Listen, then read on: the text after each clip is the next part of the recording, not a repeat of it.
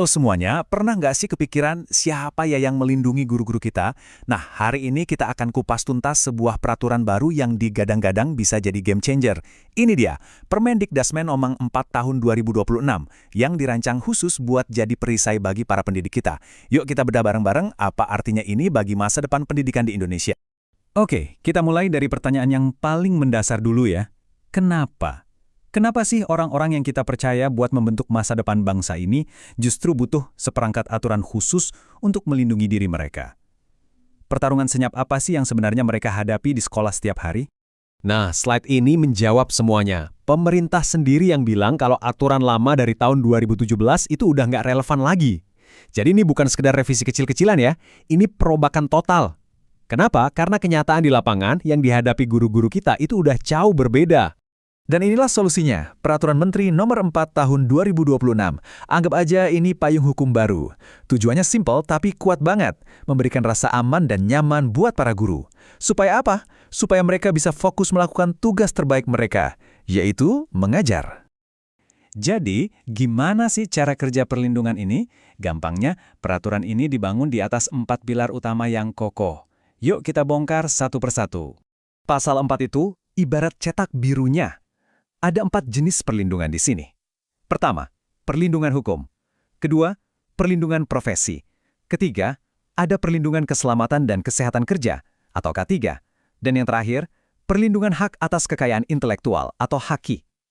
4 pilar ini, kalau digabung, jadi semacam jaring pengaman super komplit buat guru. Kita bahas pilar yang pertama, perlindungan hukum. Coba bayangin ini kayak bodyguard pribadi buat setiap guru. Tugasnya melindungi mereka dari kekerasan, ancaman, diskriminasi, intimidasi, pokoknya semua perlakuan gak adil dari siapapun. Entah itu dari murid, orang tua, atau bahkan lingkungan sekitar. Dan ini bukan cuma omongan umum loh, peraturannya itu spesifik banget, mencakup semuanya, mulai dari kekerasan fisik dan psikis, perundungan atau bullying, sampai kekerasan seksual. Ini jadi sinyal yang jelas banget bahwa semua ancaman ini ditanggapi dengan sangat serius. Lanjut ke pilar kedua, perlindungan profesi. Gini deh, kalau perlindungan hukum tadi itu perisainya, nah yang ini tuh kayak baju zirahnya. Intinya, ini semua soal menghargai guru sebagai seorang profesional, memastikan karir mereka nggak bisa disepelekan atau direndahkan begitu saja. Konkretnya gimana? Ya ini, melindungi guru dari PHK semena-mena, memastikan mereka dapat imbalan yang layak, dan menjamin hak mereka untuk menyampaikan pandangan tanpa perlu takut kena sanksi. Intinya, memperlakukan profesi mengajar sebagai profesi terhormat, sebagaimana mestinya. Oke, 2 pilar terakhir nih. Ada K3 yang intinya memastikan sekolah itu jadi tempat kerja yang aman, bebas dari segala macam bahaya. Lalu ada HAKI. Wah, ini terobosan sih. Akhirnya karya-karya inovatif guru, kayak modul ajar atau metode mengajar baru, itu diakui sebagai kekayaan intelektual mereka yang layak dilindungi. Oke, peraturannya keren, pilar-pilarnya kokoh. Tapi siapa yang bakal mastiin ini semua berjalan di lapangan? Nah, disinilah Satuan Tugas Perlindungan atau Satgas berperan. Gampangnya, Satgas ini adalah tim khusus yang dibentuk di setiap tingkatan, mulai dari kementerian di pusat, Pemda, sampai organisasi profesi. Merekalah garda terdepan, semacam first responder buat guru manapun yang butuh bantuan. Dan tugas mereka bukan cuma duduk di belakang meja. Satgas ini aktif banget. Mereka kasih bantuan mediasi, investigasi laporan, sosialisasi aturan baru ini, sampai kasih penyuluhan hukum. Mereka ini benar-benar sistem pendukung yang turun tangan langsung.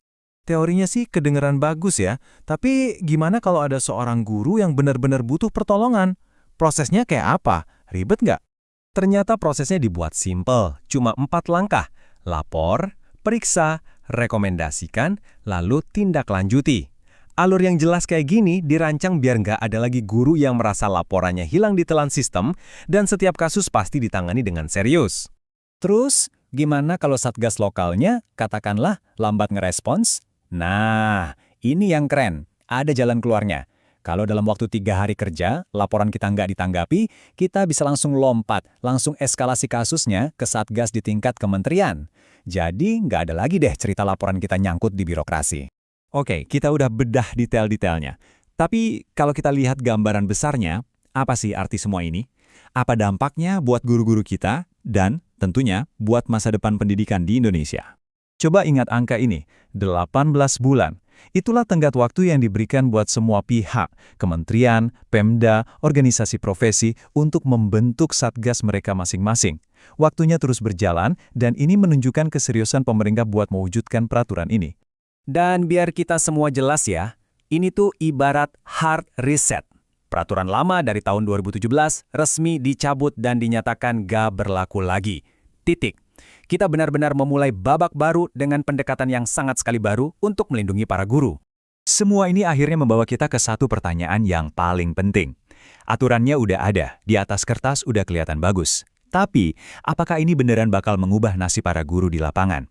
Apa ini bakal jadi titik balik yang selama ini kita harapkan? Ujian sesungguhnya itu ya, dimulai sekarang. Dan jawabannya, itu bukan cuma ada di tangan pemerintah, tapi juga di tangan kita semua. Gimana cara kita mendukung para pendidik kita ke depannya?